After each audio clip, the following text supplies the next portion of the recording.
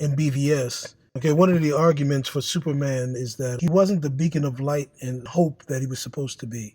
Being a beacon of light in the movies means that you inspire people. So many of us watched BvS to see Superman become that beacon of light, that hope and inspiration for us. So instead of Superman being a beacon of light for the audience, you and I, he was actually a beacon of light for the characters in the movie.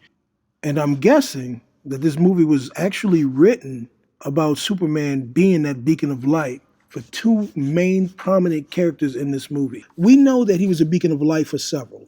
The shuttle disaster, the flood, the fire. He was always there for the people, and they counted on him. They painted his emblem on their house to be saved. Even in the Capitol, him saving people when he felt bad about himself, he was still helping people. But he was a beacon for two other people, and you probably missed it. He was a beacon of light for Lex Luthor, but Lex rejected that light. And that's where Lex drugged the second person who Superman's light affected. Bruce Wayne and the Bat persona, the Bat demon that grew inside of him. So for over 20 years, Bruce Wayne fought this internal struggle for his sanity. It was his coping mechanism for the death of his parents. It's a bloodlust of the Bat that he used to justify fighting crime. And that's what he's going to be rescued from. You know, Lex Luthor set him up, pushed him over the edge even further. And then he lost Robin. With all of those dark things and the destruction of Gotham and Metropolis because of Zod's fight with Superman, Lex Luthor gave Batman the same philosophy that he had. If there's a 1% chance that you're going to be a problem, we're going to take you out.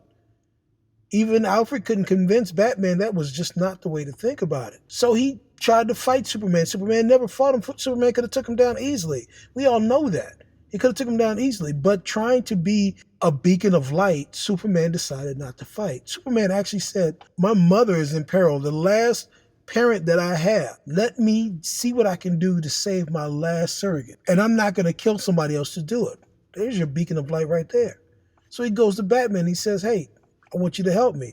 Batman won't relent. He keeps punching him, keeps hitting him, actually hurting him. And he never was worried about his own life. Now, was Superman worried about his own life because he knew that he wasn't going to die? Or was it that he was not worried about his own life because he wanted to save Martha? Because Superman, he was destroyed with the nuclear blast. And he knew that the kryptonite was whipping his butt. What Superman did, instead of saying, you know, you're hurting me, he said, you're killing Martha.